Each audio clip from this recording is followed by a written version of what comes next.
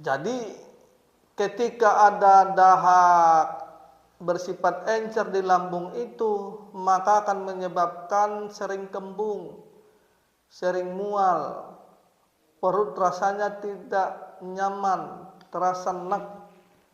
Jadi makan sedikit sudah terasa kenyang.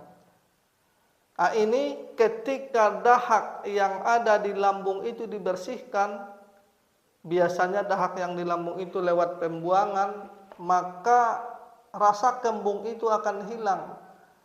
Kemudian rasa mual, kembung, tidak nafsu makan itu akan hilang. Jadi ini nanti yang membuat lambung itu bisa bekerja lebih normal lagi. Begitu juga dengan usus. Ketika ada lendir, ya, lendir di usus itu, usus kecil, maka ini akan mengganggu fungsi cara kerja usus itu untuk penyerapan. Contoh ya, ketika kita makan, makanan itu dimulai dari mulut, turun ke tenggorokan, kerongkongan, sampai makanan itu di lambung. Setelah makanan itu sampai di lambung, ditampung sementara, diolah sementara, kemudian kaitannya dengan organ limpa, setelah itu baru makanan itu diturunkan ke usus kecil. Artinya begini, tadi makanan itu masuknya masih berupa bentuk-bentuk yang agak kasar, terus setelah itu diolah jadi dia bahan yang lembut masuk ke usus. Jadi ketika ada lendir-lendir berada di dinding-dinding usus itu, maka ini akan mengganggu proses penyerapan, sehingga darah yang dibutuhkan tubuh itu akan terganggu, pembentukan cairan yang dibutuhkan tubuh itu akan terganggu, pembentukan energi juga yang dibutuhkan tubuh itu akan terganggu. Maka ini yang sering disebut malnutrisi. Jadi malnutrisi itu ketika terjadi atau banyak lendir-lendir yang ada di usus itu, kemudian ketika dimasukkan makanan itu tidak bisa diserap secara sempurna. Maka ini yang akan menyebabkan biasanya tubuh itu menjadi kurus kering. Tetapi ketika dahak yang di dalam usus itu kita bersihkan, maka proses penyerapan di dalam usus itu akan berjalan dengan normal. Setelah berjalan dengan normal, maka pembentukan darah, pembentukan cairan, pembentukan energi, pembentukan saripati itu akan berjalan dengan baik. Maka ini nanti yang menyebabkan tubuh itu menjadi gemuk.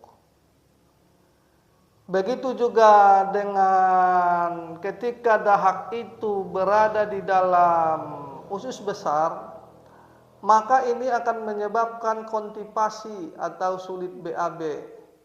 Kemudian ketika dipaksakan, maka keluar keringat dingin. Nah, ditambah lagi satu lagi sesak napasnya ketika dipaksakan BAB. Jadi ketika dahak yang ada di usus besar itu kita bersihkan, maka gerak peristatik yang ada di usus besar itu yang difungsikan untuk mendorong feses itu dia bekerja lebih maksimal lagi. Biasanya ini sering kita ketemui pada kasus-kasus orang tua yang terkena penyakit kronis. Biasanya ini menyebabkan sulit BAB. Biasanya untuk menangani kasus ini, maka ada dua teknik. Yang satu di paru-paru itu kita bersihkan lendirnya dengan harapan energi paru-paru itu bisa lebih kuat lagi. Yang kedua, lendir yang ada di usus besar itu kita bersihkan dengan harapan gerak peristatik untuk mendorong feses itu keluar biar dia lebih kuat lagi. Kenapa kaitannya dengan paru untuk mendorong feses itu keluar? Karena ada hubungan istimewa antara hubungan paru dan usus besar. Jadi hubungan istimewanya begini.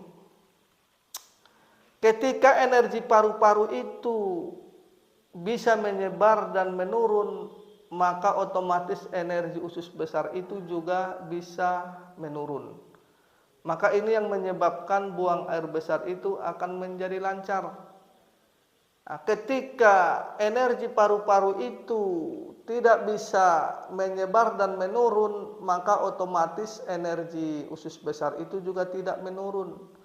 Maka ini yang menyebabkan konstipasi atau sulit BAB. Jadi biasanya teknik untuk menangani pada kasus orang tua yang sulit BAB yang disebabkan karena penyakit-penyakit kronis, biasanya itu ketika dia disebabkan karena lendirnya di usus besar itu terlalu banyak, maka tekniknya lendir yang di paru-paru itu dibersihkan dan lendir yang di usus besar itu dibersihkan. Jadi ketika nanti dua-duanya dibersihkan, maka fungsi organ itu dia bekerja lebih aktif lagi. Maka nanti itu bisa BAB. Kemudian ada juga lendir yang berada di pembuluh darah yang arah ke jantung. Yang menyebabkan fungsi jantung itu terganggu. Ketika fungsi jantung itu terganggu, maka itu akan menyebabkan fungsi jiwa yang ada di jantung itu juga terganggu. Maka akan menyebabkan biasanya jatuh, ya, tidak sadarkan diri, kejang-kejang, mata mengarah ke atas, tangan mengepal, terus mulut berbusa. Nah, setelah itu tidak beberapa lama setelah itu baru dia sadar, seolah-olah tidak terjadi apa-apa. Penyakit inilah yang sering disebut itu penyakit hampir sama dengan penyakit epilepsi. Jadi ketika dahak menyumbat di peredaran darah yang arah ke jantung, yang menyebabkan fungsi jantung itu terganggu. Ketika fungsi jantung itu terganggu akan menyebabkan fungsi jiwa itu terganggu.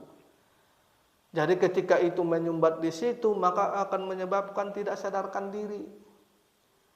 Nah, ini biasanya kan kita sering bisa melihat itu ketika kejang-kejang mulutnya berbusa, banyak mengeluarkan lendir. Nah, ini juga ada dahak di situ. Kemudian ada juga dahak yang ada di dalam pembuluh darah yang arah ke otak, ya. Jadi ketika dahak itu menyumbat di pembuluh darah yang arah jalur ke otak, ini menyebabkan energi itu tersumbat. Nah, ketika energi itu yang arah ke otak tersumbat, ini menyebabkan otak itu tidak bisa berfungsi dengan normal.